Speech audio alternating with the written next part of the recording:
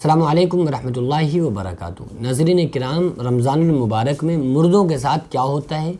دیکھیے، آقا علیہ الصلوۃ والسلام نے ارشاد فرمایا کہ جیسے ہی رمضان کا مہینہ آتا ہے تو اللہ تبارک و تعالیٰ جہنم کے دروازوں کو بند فرما دیتا ہے، جنت کے دروازوں کو کھول دیتا ہے۔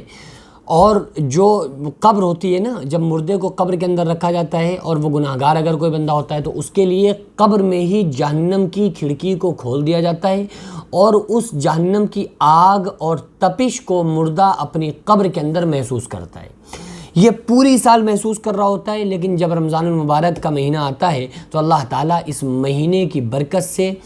جہنم کے دروازوں کو بند کر دیتا ہے۔ ظاہر سی بات ہے، جب اللہ نے جہنم کے دروازوں پہ تالے ڈال دیے، شیاطین، سرکش شیاطین کو قید کر دیا، تو اب اس کے بعد وہ تپش آنا یا وہ جہنم کی جو خطرناک سزا اور آگ ہے وہ مردے کے اوپر اس کا نقصان ہونا، یہ بالکل نہ سمجھ میں آنے والی بات ہے کہ بھائی اللہ تعالیٰ نے جب جہنم کو بند کر دیا، سزاؤں کو اللہ تعالیٰ اٹھا لیتا ہے۔ جو عذاب ہو رہے ہوتے ہیں نا مردوں کے اوپر، تو اللہ تعالیٰ، یہ چونکہ مہینہ اللہ کا مہینہ ہے، رمضان جو ہے نا یہ اللہ کا مہینہ ہے، تو یہ 12 مہینوں میں سے ایک مہینہ ایسا ہے جو اللہ کا مہینہ ہے، تو اللہ تعالیٰ اس میں خاص فضل و کرم فرماتا ہے کہ مردوں کے اوپر سے عذاب کو ہٹا لیتا ہے۔ اب سوال یہ پیدا ہوتا ہے کہ جب رمضان بھر تو اللہ تعالیٰ نے مردوں کے اوپر سے عذاب کو اٹھا لیا، کیا رمضان کے بعد ان پر پھر سے عذاب طاری ہوتا ہے یا ان کے اوپر دوبارہ عذاب نہیں ہوتا؟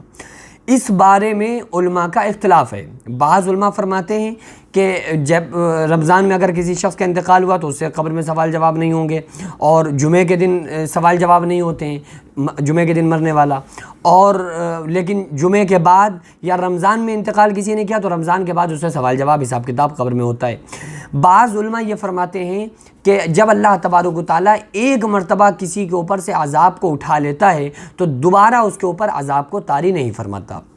اب یہاں سے ہم کیا سمجھیں کہ عذاب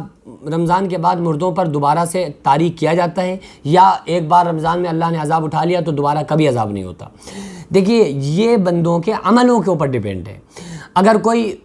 کم گناہ گار بندہ ہوتا ہے تو اللہ تعالیٰ فضل و کرم سے رمضان کی برکت سے معاف کر دیتا ہے، تو ان پر دوبارہ عذاب کو نافذ نہیں کرتا ہے۔ لیکن اگر کوئی ایسا کافر، گناہ گار، فاسق، فاجر ایسا بندہ جو ساری زندگی گناہ کرتا رہا، تو اللہ تبارک و تعالیٰ ان کے اوپر رمضان بھر کے لیے ان سے عذاب کو اٹھاتا ہے، رمضان کے بعد عذاب کو طاری کر دیتا ہے۔ اور اگر ایسا ہی ہو جائے کہ بھائی رمضان تک کے لیے اللہ تعالیٰ نے رمضان میں عذاب اٹھایا پھر کبھی نہ ہو، تو پھر یہ تو غیر انصافی ہوگی نا انصافی ہوگی۔ کیونکہ بھائی اس نے ساری زندگی گناہ کیے، اب عالم برزخ میں اس کے اوپر عذاب ہی نہیں، تو جو شرک کرنے والے گناہ گار بندے، اللہ کو بھول کر زندگی گزارنے والے، تو اللہ تعالیٰ ان سے پھر قبر میں ان کے اوپر قیامت تک، اسی قیامت آنے تک ان کی ایسی گزرتی ہے کہ حضرت عثمان غنی رضی اللہ تعالیٰ عنہ قبر کو دیکھ کر اتنا روتے تھے کہ آپ کی گنجان داڑھی تر ہو جاتی تھی۔ آقا علیہ الصلوۃ والسلام نے ارشاد فرمایا کہ قبر جو ہے جنت کے باغوں میں سے ایک باغ ہے، یا جہنم کی کیاریوں میں سے ایک کیاری ہے۔ اسی لیے حضرت عثمان غنی رضی اللہ تعالیٰ عنہ دیکھ کر روتے تھے قبر کو، اور فرماتے تھے کہ اے لوگوں، میں حشر